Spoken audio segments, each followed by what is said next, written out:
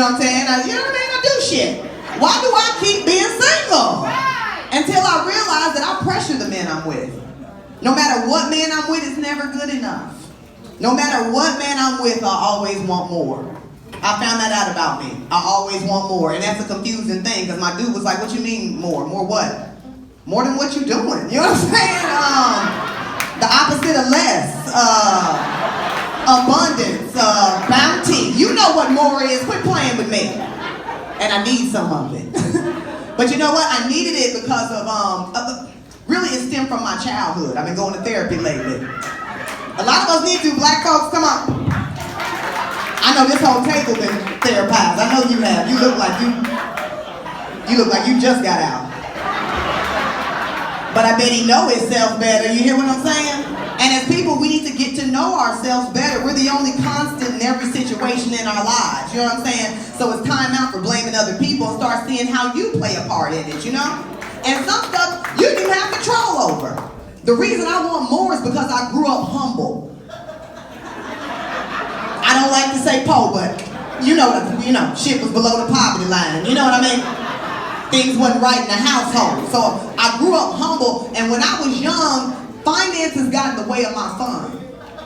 I said, I'll be damned if I let finances get in the way of my fun as an adult. It is, for real, I'm traumatized because of it. I don't know if anybody ever grew up poor, but that shit will traumatize you. You know what I'm saying? Finances will get in the way of your fun. You try to do simple stuff as a kid. Remember them good old field trips? Good old field trip come maybe 3 times a year. And you wait for it. You know what I'm saying? You're going to the museum. You're going to be there all day. It's one of them fancy field trips. And you stare at this paper praying to God that when you look down, this motherfucker don't cost no money. You know what I'm saying? Because if it costs anything, you know you're not going. And I'm standing here looking at this paper. I look down, it's $13. Well, shit, I might as well burn this motherfucker because I can't take a $13 paper home to my mama. She got 6 kids. And let me tell you something. My mama did not have 6 $13.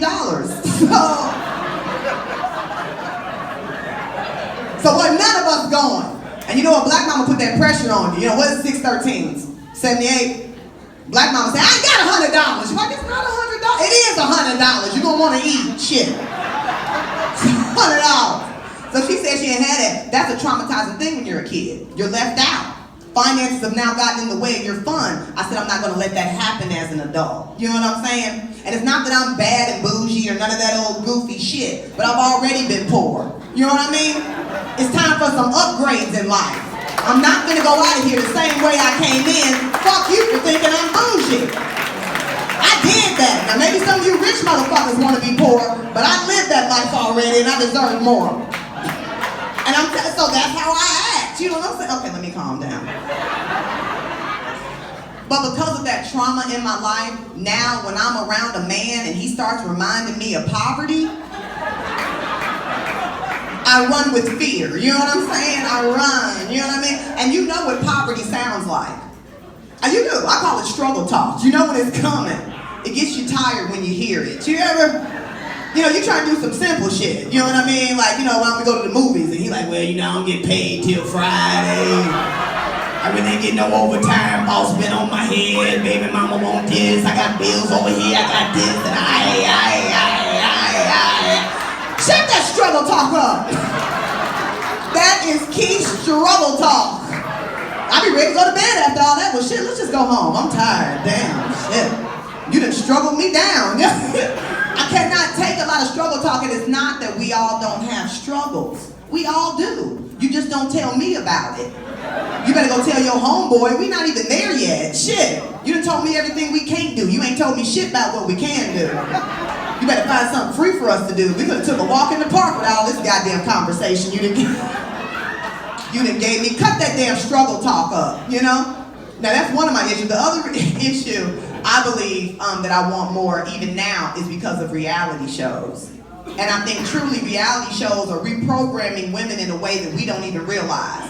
You sitting at home looking at all the men, yup. For real, we used to be a lot more content as women, but now we're sitting at home watching The Real Housewife of whatever county. We watching medicine bitches, basketball hoes, you know what I'm talking about. And you're feeling frustrated because in most cases, scary shit. Now you wondering why you ain't got none. You tripping. Like, why you tripping? Nene Leakes got a yacht, that's why I'm tripping.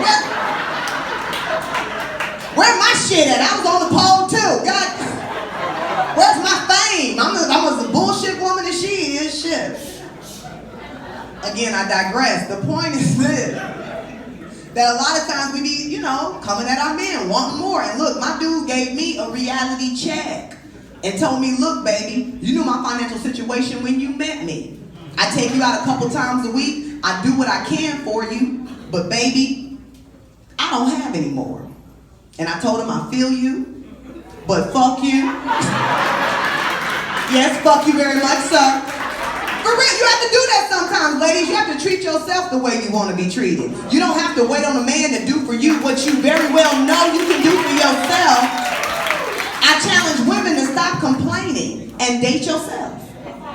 Take yourself out. Spend some time with you. You know what I'm talking about? You're gonna love it. You're gonna learn a lot. I know I did. I took myself on a couple dates and found out I can't afford me. It was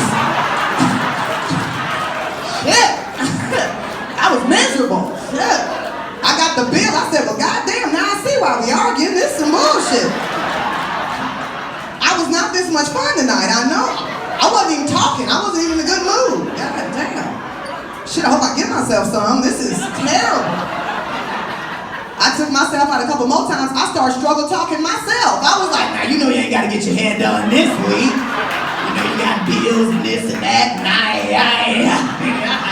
I said, let's just go home and go to bed. Fuck it. I got sleepy. But I'm learning a lot of self-evaluation. Shit's getting real in the streets. You know what I'm talking about? It's getting real. Happy Father's Day to all the fathers. Happy Father's Day to all the fathers. You are so welcome, Cat Daddy. You are so welcome. I salute you guys. I really do. I'll talk in a minute about how I understand you guys a little bit more. But first, I just want to say it's important to be a father. We all know that shit. But I grew up with a really great dad. You know what I'm saying? Because you know what? Sometimes you do have to say it. Because a lot of times as women, we'll be like, I can do what a man can do and he don't need this. Fathers are very, very, very important. Absolutely love my dad. My dad was big on discipline. He was big on education. He had 5 daughters and 1 son. So he had a lot on his mind. But he taught us, he was very like a disciplinarian, big 6'3" cat, 300-pound club, you know what I'm saying? So he, ruled with an iron fist a lot of times, because he did not want society to influence his kids, in an improper way. So much so we couldn't even listen to whatever music we wanted to listen to. We had to listen to certain stuff.